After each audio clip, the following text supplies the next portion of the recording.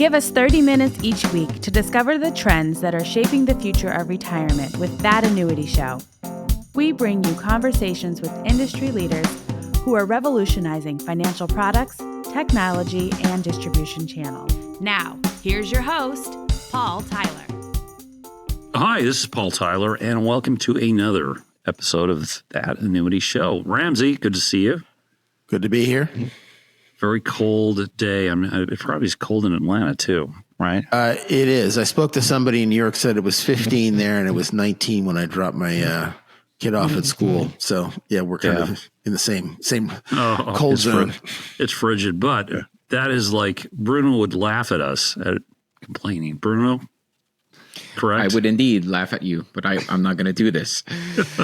But hey, listen, you brought a great guest to our show. Why don't you do the honors and the intros? Sure. Well, it is my pleasure to welcome and introduce Tom Totten. Tom is an actuary, but also a serial entrepreneur. So he started his career as a defined benefit consultant a while back. And now he is advising companies with their ESOPs, and we are looking forward to hear more about that.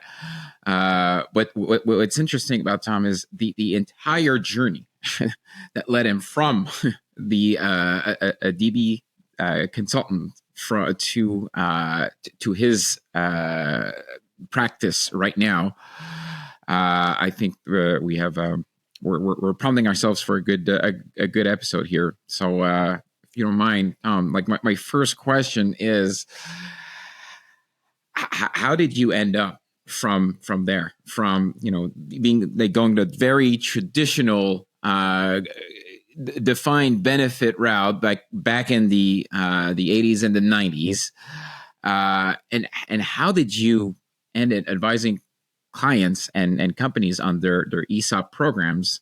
And I know the answer lies within, the multiple companies that you advised and founded in the meantime. But please walk us through that journey. Sure, Bruno. Thanks for having me, everyone, too. It's, as you said, I started out as a defined benefit actuary, and I always kind of remember when I started out coming out of college, I did this math little thing. I built a spreadsheet. I said, well, I know what Hewitt Associates give me from retirement. If I work this long, how much money will I have? And I came up with $42 million. Now, I did. But this was the late 80s. So, I fell woefully short of that number. But it's because I used like an 18% return on my assets, and that makes all things disappear. Why is that important? It's because from my career perspective, it's always been about retirement and annuities and other things that flew along the way. So, it's about accumulating a bunch of money and then solving that final problem of, okay, now I got a bunch of money. How does it last a lifetime? And so along that line, just being a pension actuary, you know how it is. You're dealing with clients and they kind of pay attention to it. Back in the days when you just got a monthly pension, that was easy for a person to deal with. But in today's world where you got a pot of money, it's a different story. You don't know how your spending patterns change when you come to retire. So I got to learn this. So ultimately along the way, I was in my 40s now, and I decided to go back to school, and I got my doctorate. But it was about one simple problem: was how does that money last a lifetime? And that was back in the day, right when those QLACs came out, the deferred annuities, right? And I was fascinated by the deferred annuity, the deeply discounted. So we started an insurtech startup because just doing the math on that, it made complete sense to me that I could just take a pot of money, carve out maybe 10% of that pot, and cover my back end with a deferred annuity, deferred to age 85. And so I modeled certain things along that way. So we built an insurtech startup. And for this time, I had left Hewitt, came to a company called Nyhart, which was an ESOP owned by the employees, where the whole retirement plan based upon one single investment, the stock of the company, which is highly risky. And so we built a separate startup that I invested in to basically help people with that decision when I retire. I got this pot of money. How do I make it last a lifetime? and started modeling out different things for them. It expanded from that into other things you could do for financial retirement. And that was part of the company. And in 2019, I had retired from being CEO, and I became chairman of the board. And my successor sold the company, and the employees in the ESOP, since they owned the whole company, had these now decent. It got converted to cash. So now we have these nice pots of money. People now need to know to figure out how to make it last a lifetime. But the InsurTech startup was a big part of that. It was a lot of fun.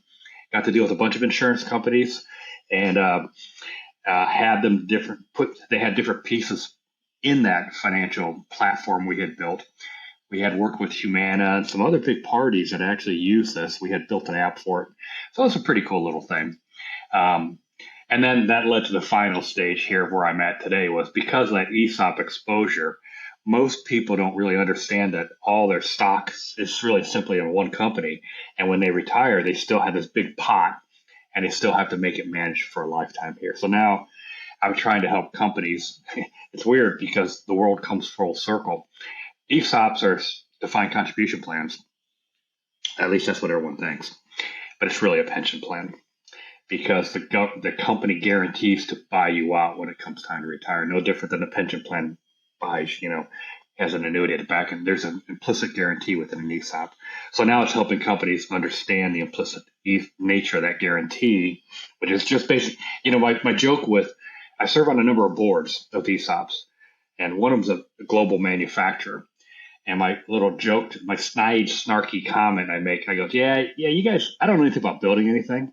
And I know you build things, and I'm useless there in helping you, but you're really an insurance company that builds things, because you've insured everyone's retirement accounts. So that's been the long journey from defined benefit actuary to running basically an actuarial firm, and making an InsurTech startup, selling out, and now coming back into the game and starting up another company that just helps people. And it's all still focused on retirement. So at the end of the day.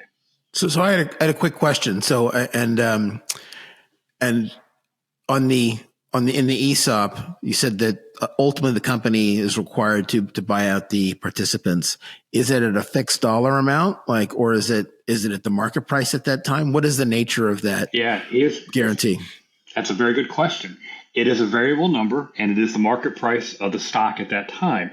Now, these companies are all private companies. There's 6,500 ESOPs in the country, and some of them are really big, but they get an annual appraisal of the stock each year, and that is essentially what we would call fair value of the stock. So if I retired with $100,000, because you get an account statement each year based upon whatever that stock price is, based upon the outside valuation person, but it's annually updated. It is market might be the wrong word. It's more of a fair value. What I mean by that, it's a mathematical computation versus saying, hey, let me go sell the company. So that's how it kind of works. Because these are typically in private hands. They're typically either sort of co-owned with private equity shops or fully owned by the employees, typically, right? Yes, they are basically. Most of these ESOPs are 100% owned by all the employees in the company. And so it's really kind of an interesting, what it does really well is it spreads the wealth. There are very few highly concentrated owners within it, because you get contributions every year based upon, generally it's a percentage of payroll. So maybe the company puts in 10% of pay, and it buys stock each year from the company. So that spreads it among the whole workforce. So over time, like a defined contribution plan, you accumulate more. And then the funding. So let's say that somebody reaches 65 and they're retiring. How is that buyout funded? It's funded out of the cash flows of the company typically? Yeah, this is where I'm kind of the weirdo in the industry, because most companies will do what we call the old pay-as-you-go method, like we did for old retirement systems. It's like, I didn't put any money away until it's come time to pay you. And I use my example of, where I kind of grew up, Studebaker, which was a car company in South Bend, which blew up in the 60s and which ultimately led to ERISA being passed, which made companies put more money away to the pension plans. So for it is. But for famous ESOPs, company. It is a very famous thing. But for ESOPs, I would say all of them, but I would say 95% of them wait until you retire before they write a check. So your whole investment is sitting in the stock in the value of the company, and you're hoping the company has the money to pay you out. So when you pay out, the expectation is there are enough current employees that are contributing, that essentially it's a secondary offering. Like they're buying your shares. Other employees are buying your shares as opposed to cash off the balance sheet. Well, what ends up happening is how a financially transaction works is the company will write the check on behalf of everybody, put it into the employees' accounts, just like you said, and then when I need my money, I'll take that cash from the other employees and they get my stock. And so it's a rotation as you go at that point in time. So it's what I call recycles. Yeah, no. Other question, naive question, probably, Tom, is this guaranteed by like the Pension Benefit Guarantee Corporation? It is not. So the only thing guaranteed is the value of the company. So you get this kind of weird situation that, these ESOPs become very mature over time, and you don't get all the stock immediately. It gets parsed out over years, right? And so once all the stock is parsed out, then it actually becomes a very good mathematical problem, which Bruno can probably appreciate. You buy out, let's say you have a 10% turnover rate in the company of people quitting. Quickly, the math would be that every 10 years, I buy out the full value of the company, because when you quit, that's when you get the money.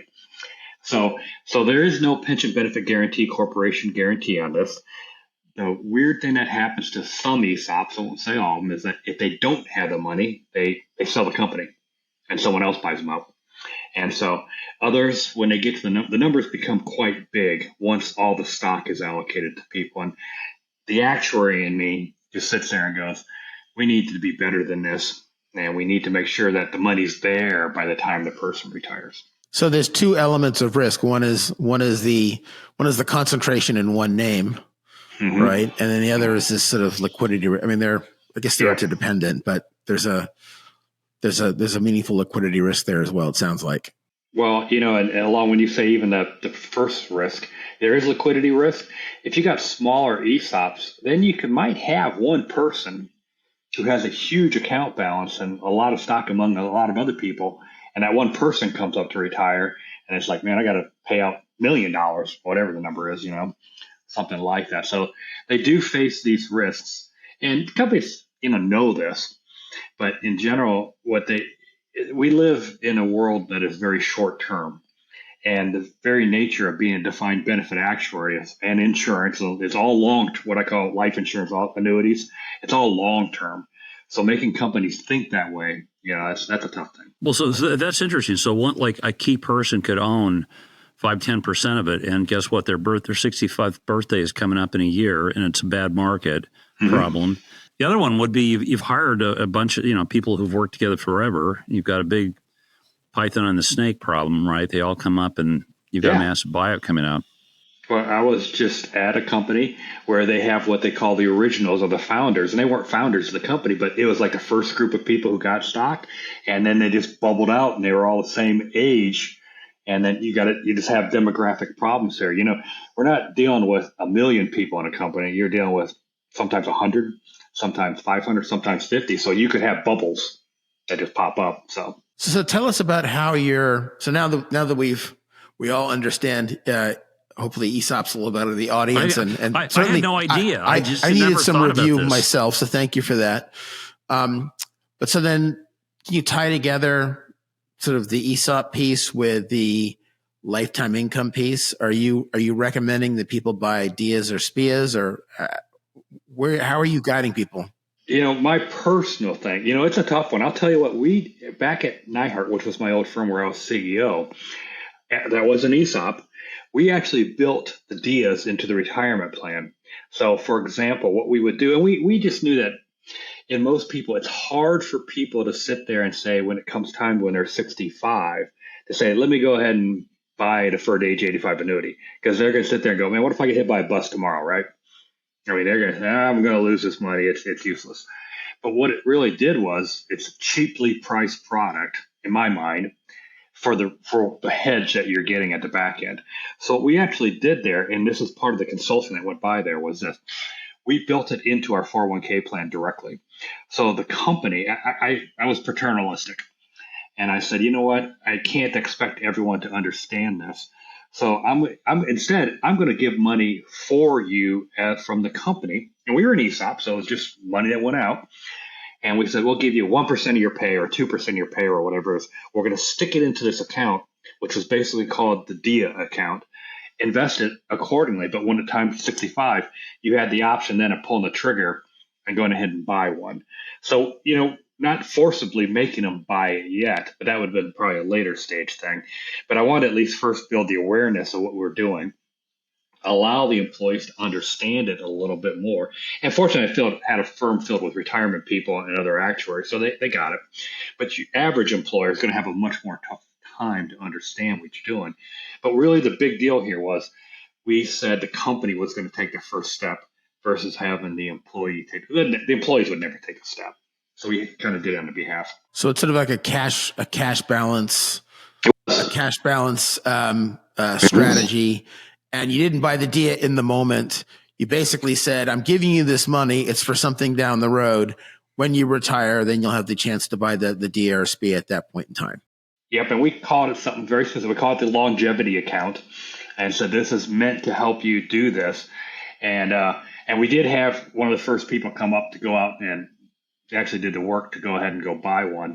But for the most part, it was still based upon that math I had done from when I went back to school to say, how much should I do to fund, this amount so that I've got my back end covered. Because, it's a lot easier to manage your portfolio at age 65 if it only needs to last 20 years. Yeah. And then the D is going to kick in. It's just a different mindset. It says, I've now got a fixed time period versus an undefined time period. So that was the whole theory and what we built. Well, that theory, I think, is still very present because everyone is dealing with those issues.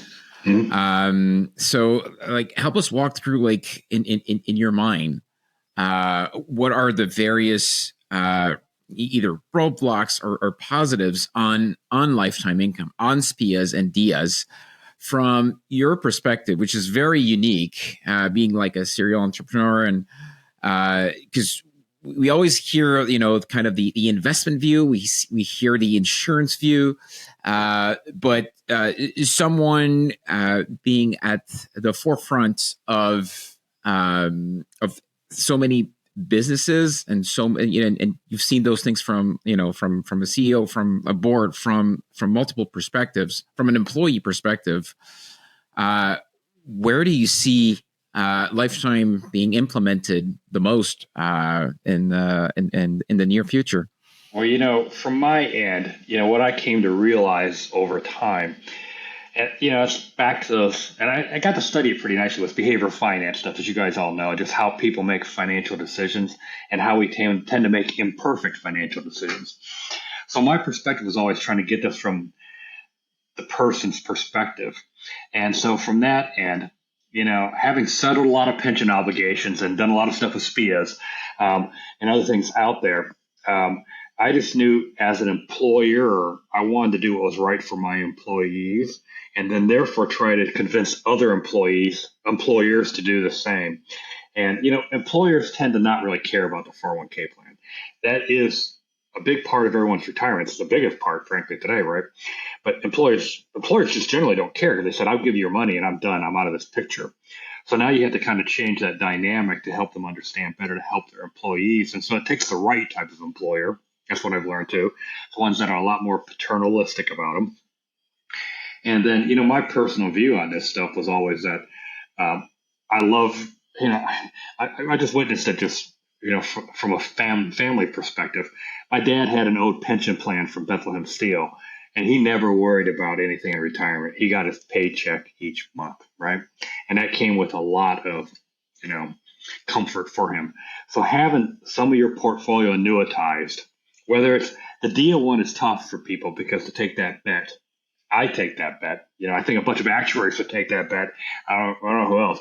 But, if it comes to other pieces, having a nice portion of your portfolio, in my mind, it does this thing because here's what I've learned too is when people come into retirement, they suddenly stop spending too because they worried about running out of money because you got no money coming in. It's all just going out. So as much as you can have this fixed income, whether it's Social Security and a SPIA, to me, having that all built together just helps people's, their mind, their brain in terms of being comfortable in retirement. And so, that's why I just thought one way to do it was with the DM. And that's probably works right for a certain population group. But there's other population groups. What I'd probably say there's more. That would be if they would annuitize, a big part immediately, so they knew that they were comfortable and had a paycheck each month. It's just a better way. So that's just, I don't even come from the insurance industry, right? I just come from consulting and just seeing what I see from the retirement plan perspective.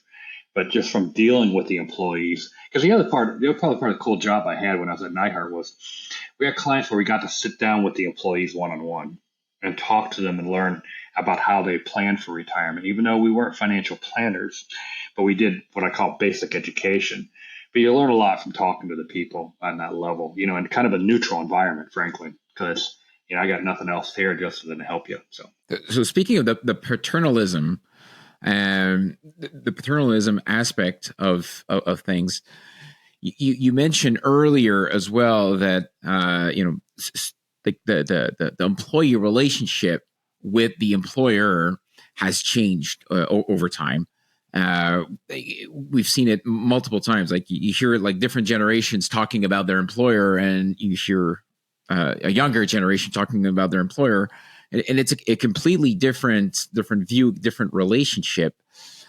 So my question is, where do you see it going? Do you see the employer kind of continuing on that trend of maybe being less present, or do you see kind of a switch back to become maybe more intertwined, more personal, more paternalistic, however you want to put it? Where do you see that relationship between employees and employer going in the near future? Well, I kind of think technology is going to play a role in this because it's going to be easier to model things out for people. So, the industry's done a good job at, I think, in general, doing certain things like, having a default investment in a 401k plan is a great thing for people, right?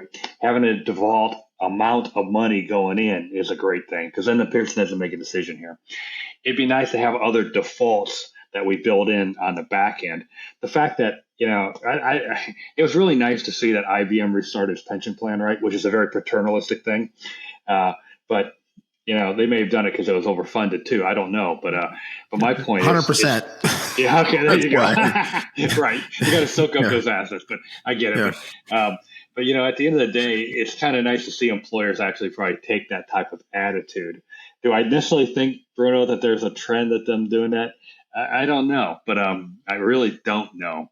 But I've met, when you play in the public company world and you play in the private company world, it's nice seeing a number of these private companies, which are smaller, who are actually quite paternal about their employees because it's more closer to them, right? If you've got a 300 employee company, your employees, and they walk on the. I was at a really nice employer in Indiana, 3,000 employees. The CEO's walking the floor, and all the people know him. And I listen to how he actually does things, and in that case, he's out looking for the employee. So, I don't know if I have any generalizations out there, but I do know there are companies out there that do sort of things. So, oh, that's great. And that was actually my follow-up, the private versus public, smaller versus larger. Obviously, like all companies are structured in the same way, but that reality can be very different. But I found it extremely interesting that the ESOP, the fact that it's owned by the actual employees, has actually triggered that mentality and that question on lifetime income just by nature of this of the actual structure. So yeah, no, how like in terms of because I know Ramsey has has clearly a view on that relationship between employers and employees, and where ultimately lifetime income can sit and can be distributed. Sure do. Clearly one of the important topics. Well, yeah. Look, I think that the open question is, you can look at the population in the United States and very quickly understand that there is a much greater need for retirement income than is currently filled by Social Security, residual pension plans, and 401ks, which up until recently didn't really have any kind of meaningful income component. And so then you say, all right, well, how do we solve this problem in the best possible way to the broadest possible audience? It kind of has to happen in the workplace. There's really, right? Because the workplace solves several problems. One is that it's a nexus point for large groups of people. It's a nexus point for people that may or may not have like big account balances, because like retail brokers naturally are going to have to talk to people with larger account balances. You can get institutional pricing for everybody involved, and probably the most important thing. And Tom, like, I think you really hit on it when you talked about the the sound like it was a family business in the Midwest. It felt like it was the Midwest. Maybe it was someplace else, but it had the patina of sort of a Midwest manufacturing company with the owner sort of really sort of engaged with their employees. Like that's the kind of situation where that's conducive to these solutions. You can call them paternalistic, but at the end of the day, like if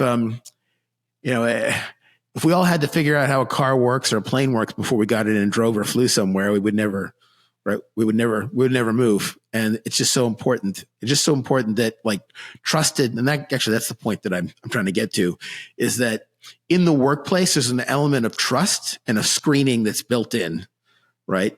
That people don't necessarily have comfort with if they're out in the wild, right? Trying to find solutions for themselves. So I think that I think your observation there is really quite powerful. I would just say, I think it works well. I just caveat that, Ramsey. It works well for a certain swath of companies, right? Smaller companies, people, Tom, who have, especially with the younger generation who are switching companies every couple of years. I mean, I think if this would be an interesting actuarial exercise to look and see what's the average turnover for employee today, because I've seen some just horrible stats around how many people, when they leave their employer, take their 401k and cash it out. And I think the balances are so small. And Tom, I'd love to get your thought. And I think my explanation for it when I talk to people is that I probably have like $6,000 I'm seeing my credit card. I'm looking at maybe a $18,000 balance. It's okay to give up a 10% penalty to get rid of my credit card. So at that point in time, the math makes sense. It doesn't make sense, as Tom. Short-term thinking says yes. Long-term thinking says, what are you doing? Yeah, I think the studies have shown that people who turn over in the first 5 years, like over half of them take the money in cash and just go off and blow it, right? So it's not tax efficient. But,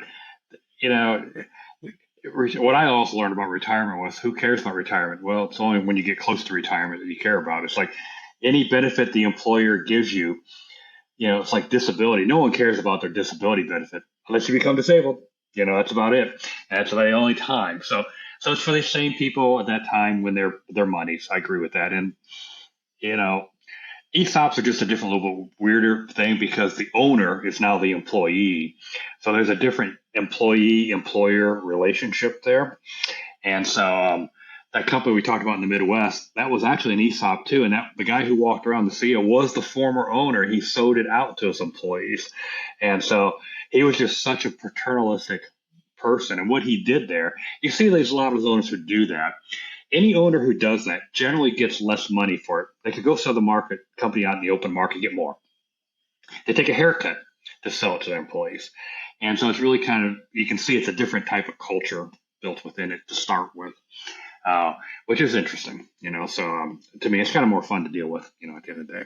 So I want to hear it from a serial entrepreneur, and we've heard it from some of the Wall Street folks and some of the investment folks that the whole lifetime income proposition makes sense. To your point, we've talked about it. You have this pile of money. You're 65 years old. If you have some sort of funds allocated to generate lifetime income, you get ease, you get peace of mind, and you just get a different mechanic. So, what is in your experience, what is the kind of the storyline that works in explaining this entire lifetime income value proposition to people? Is it more the protection? Is it more the kind of the kick you get if you make it later? Is it the income part of it that is unsolvable if you just have assets? What is how do you bring that message forward for pre-retirees and retirees? It's a tough thing, I think, for industry to communicate in a manner, because these people don't know until they retire. And that's when the whole dynamic does change. And that's just where, like I've already mentioned before, is the moment you don't have money coming in, you change the way money goes out. And so to me, what we have to do a better job of doing and understanding is, how do we teach these people, that, because it becomes emotional in my mind. It's just like, so it's anecdotal, but one of my buddies, he was on my board as an attorney. He couldn't sleep after he retired. He had a decent pot of money. I mean, he had more than enough money. But anytime the market moved, it was just like, man, I don't, he got nervous all the time. And somehow we had to combat that. And that's where the guaranteed payments, right? I mean, that's what combats it, because I know I'm getting that check next much. So, I don't yearn for the old days where everyone got some annuity at retirement, whether it was a pension or something else. But it should be a big part of that stream for people. At least in my opinion, it should be a big part, simply because of the mental aspect of it all. So however we can help them. When we built that InsurTech startup, we were trying to develop methods to communicate that better to people. How do you communicate to people that this naturally made better sense for them? And they're going to pull the trigger. But so modeling different. So we tested different things, on how we could show them that type of message.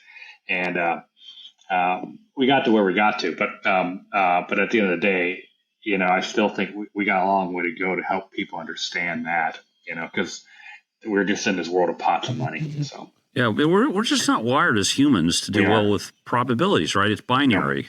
Yep. Absolutely binary. I love even these commercials I'm watching for financial planners. I won't mention the bank, but I see this ad where this couple sits down with the advisor and said, can I buy a ranch? Can I buy horses? And it makes you think you're going to get the answer yes or no from this financial advisor. No, it is. And, I think the example I would use along the line that shows it's binary is these cash balance plans again. Every cash balance pension plan has an annuity option. What do people do when they retire? It's binary. Most of them just take the darn cash balance, right? So once again, it's a hard thing to train people to understand. And, and they have that thought process. Well, if I have the account balance, I get hit by a bus tomorrow. At least the money's there. So, but to that point, Paul, like it's binary and it's headline driven. It's like, and it almost I always think of my daughter who's 12 years old. Whenever the teacher says like the class did not behave, she takes it on herself, and she'll take that literally. When the other kids that, not to brag, but the other kids that, were disturbing the class, maybe should pay attention to this. I feel it's the same thing with retirement planning. The headlines will say, hey, you need to save more. So the people who save are actually saving more, and the people who don't care continue not to care. So you kind of have this, those headlines that are out there, that are people that people are trying to either grasp or get comfort with, but the reality is that the world we live in is much more complex and nuanced than than headlines. Yeah, Ramsey, you've got to be on Tom's side of getting those default settings in the workplace, right? Oh, For a yeah. variety of reasons. Yeah. So going back to what I was saying before, like I think the default's very important. There's plenty of academic literature that backs it, right? From Nobel Prize winners and the like. So it's, and I think, Tom, you hit on it earlier. You talked about how, with your company, you had the cash balance plan, and then you used it as sort of a focal point for education, over the course of people's career. Right. And so that's the best way to approach it from sort of my perspective. That's certainly what my company thinks about, approaching what we see as a good standard, which is you give people something, it's fairly priced, it's super vetted, the whole 9 yards. You give people something in the form of something that can become guaranteed income in retirement. And, they can opt out of it at some point, but more than likely they will end up just taking what they're given. And then you have to be very deliberate over the course of that time period, having regular communications with them, explaining to them, this is why you have it. This is what it will do for you. And ideally, I mean, we think it should be something you should be able to look on your I'm holding up a cell phone in my hand, right? A theoretical cell phone, right? You should be able to look on your cell phone, right? And see where you are and where you could be, depending on, different types of choices you might decide to make, until retirement. I think that's super, super powerful. And let's face it, like, pension plans weren't optional. Social Security sure as heck isn't optional. So it's not inconsistent with what's worked in the past. Nope. It's good to do things for the people, I think, in general, with what you're trying is a really good outcome, right? It's a good outcome. Yeah, well, I'm going to throw a real curveball because we've got two actuaries who are risk takers. When does this ever happen? I just literally came from an event at UConn, and they've got sort of a fintech, discussion group and stuff. I heard a talk by an investment banker who's, been working on a lot of the sort of cryptocurrency, Bitcoin blockchain related, IPOs, fundraising stuff. Just kind of listen to this. I've been, listening to, changes in our new, kind of how the new presidential administration in the U.S. is approaching stuff.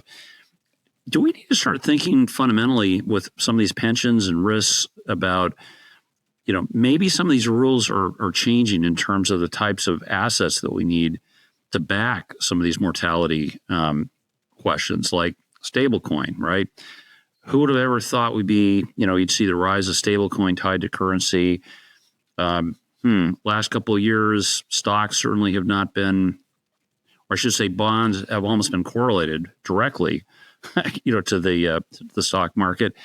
If we want to think out farther around what these portfolios look like, how much do you think what we're reading about digital currency is going to change, the way we might recommend employers start to fund some of these liabilities or not? You're going to say, Paul, stop reading and buying meme coins.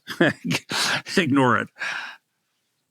I don't know, Tom, let me throw that one to you. What's your perspective? Well, I think in general, when these things are being as asset classes within a pension plan or a K plan, whatever it is, it's got to meet the law requirements, which probably don't really allow that today. But tomorrow, I'm all for diversification.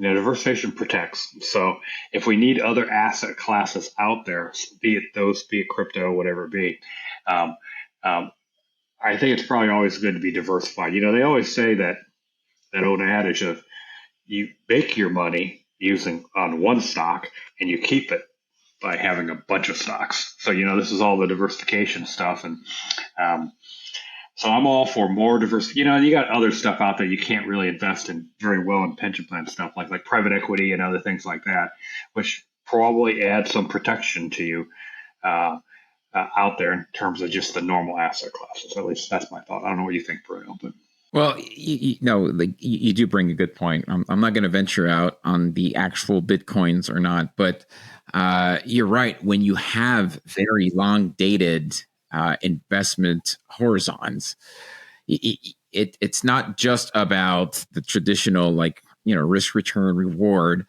You have to think about potential changes in the economy, potential changes in the way resources are allocated, potential changes in laws, rules, regulations. So you have to have that mentality. Now, which asset class is going to fit in? I think the discussion is always a good starter. Yep. I was just going to say, like there are changes afoot, and it is an alternative investments, but probably more so private credit than private equity, just because private credit there's more opportunity for there to be sort of investment grade private credit solutions that can sit on an insurance company balance sheet. And at the end of the day, life insurance companies who back all of these things are essentially sophisticated fixed income managers. So between what we're seeing traditional life insurance companies do in terms of altering their asset allocations, and then of course we have quite a few life insurance companies that are either directly or indirectly owned or affiliated with carriers. That's going to be an ongoing trend, and there's a lot of discussion about it. But I've always said that when I started at Goldman Sachs in 1995 as an associate in equity derivatives, there was an index called the Wilshire 5000 that had 7,000 stocks in it, and that index has maybe 3,500 at this point, last time I checked. So what does that tell you? That a lot of like really critical industries have gone from the public sector to the well, I should say not public sector, but from being public companies to being private companies. Those are big borrowers. Like those are very important parts of the economy. So, I think it's an unavoidable trend. As for cryptocurrencies, I think that's developing, Paul, I would say. That's developing. Do you remember Mass Mutual made a huge splash? I think Sure. When it was going out. I think that must have been 3 or 4 years ago, buying. It was like $100 million of Bitcoin. Now it must have, if they held it, it must have paid off, pretty handsomely for the company. I'm familiar with the folks that were involved in that. I think it's